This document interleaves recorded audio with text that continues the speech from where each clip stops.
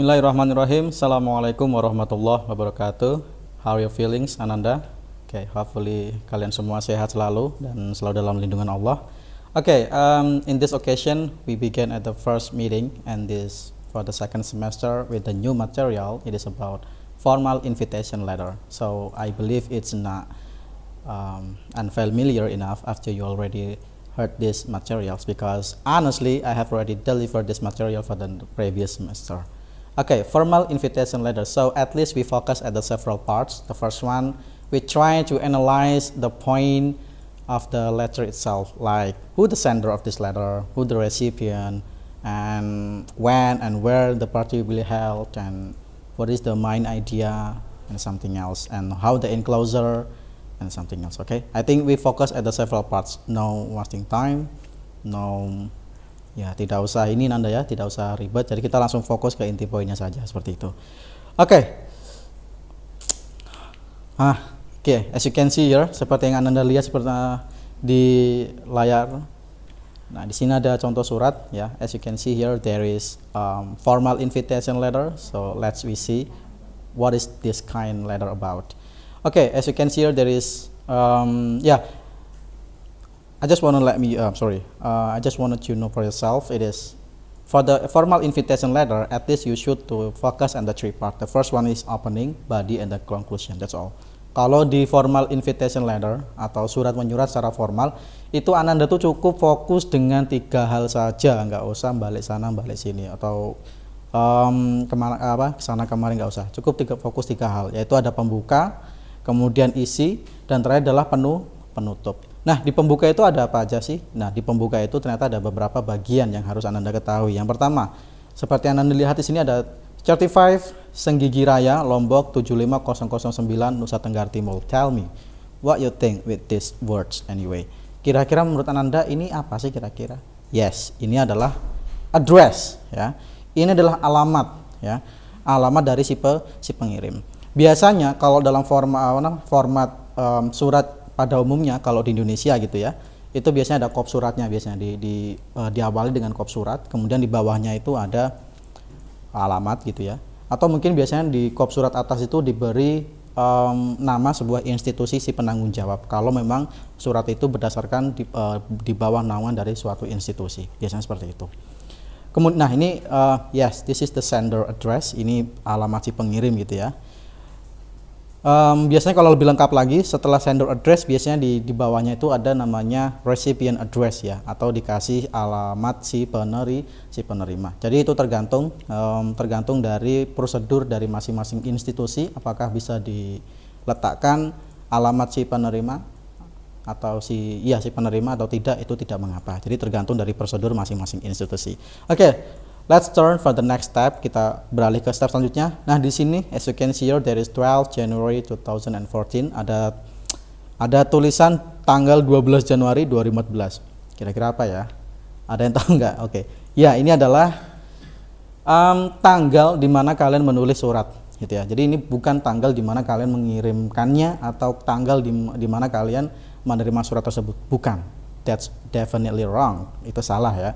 Jadi yang benar adalah inilah tanggal di mana kalian membuat. Contoh misalkan acara tersebut diadakan pada tanggal 30 dan kalian menulisnya tanggal 15. Jadi yang kalian tuliskan adalah tanggal 15 bukan tanggal 30 seperti itu. Kemudian yang di bawahnya ada my dear lovely city. Dear.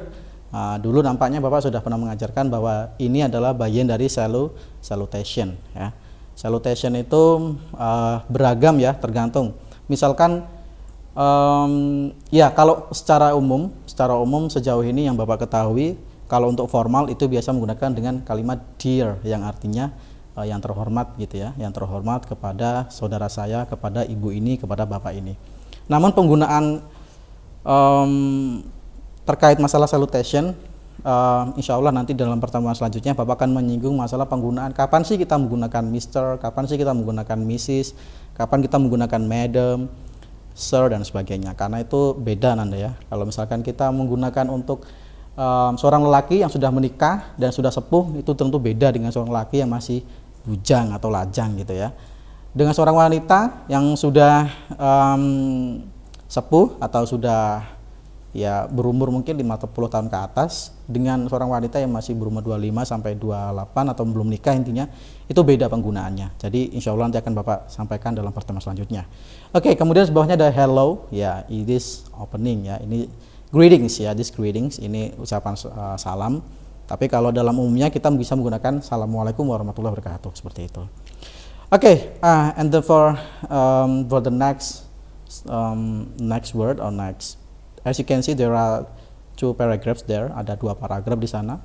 How are you, Siti? How are you, sweetie? I know you are angry with me because I'm angry writing to you after a long time. Oke, ini adalah body atau isinya ya, isinya.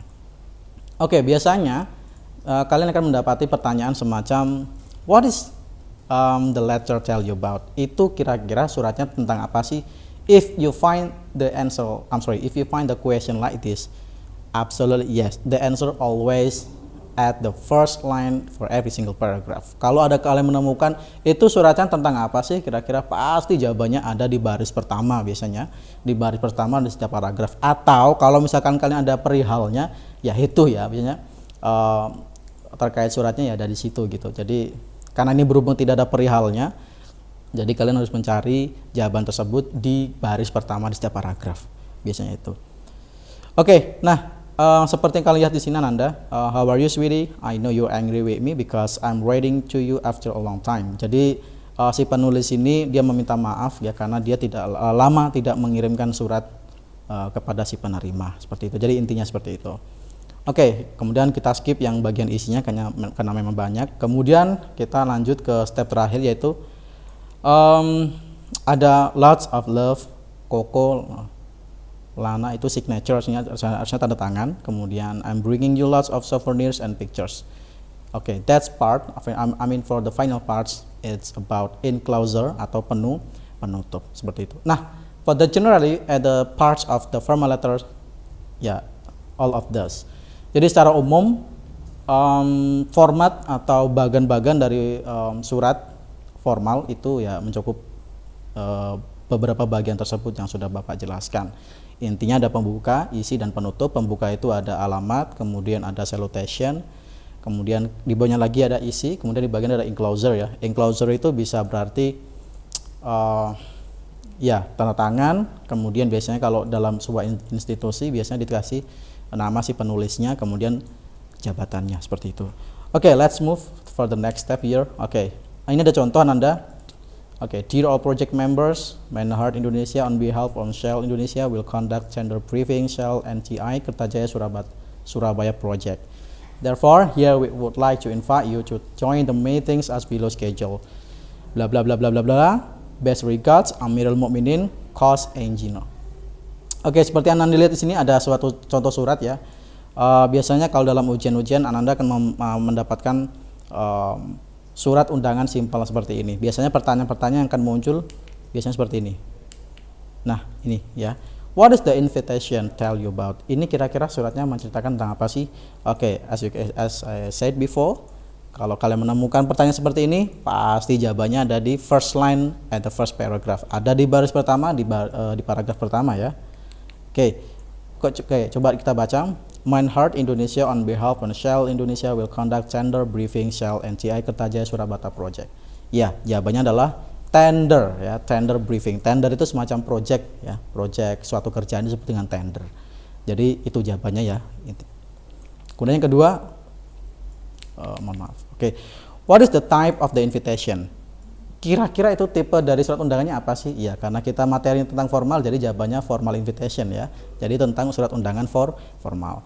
Who is the sender of the invitation? Pengirimnya siapa kira-kira? Kalau berbicara soal pengirim, kalau misalkan di bagian atas tidak ada, berarti kita mencari bagian enclosure-nya, yaitu Amirul Mukminin.